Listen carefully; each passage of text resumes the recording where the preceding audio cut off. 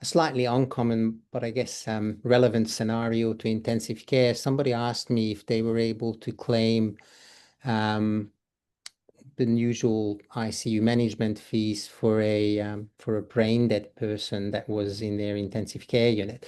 So I guess the context to that is that sometimes when people are declared brain dead and they're waiting to be organ donors, they do spend sometimes considerable time, as in several days, um, essentially on life support and intensive care, waiting for the organ donation to take place, which is sometimes delayed due to logistical reasons.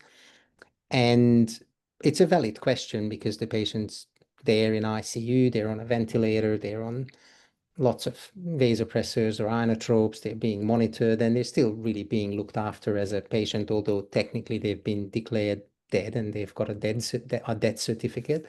Um, and the answer to that question is that you're not. So once a patient is brain dead, then their classification changes to and they're still waiting for organ donation.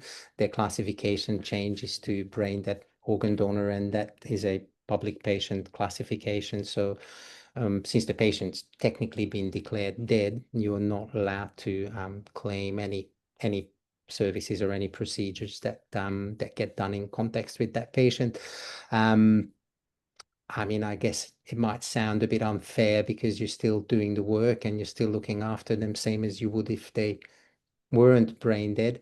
Um, but I guess from a legislative perspective, it would open all sorts of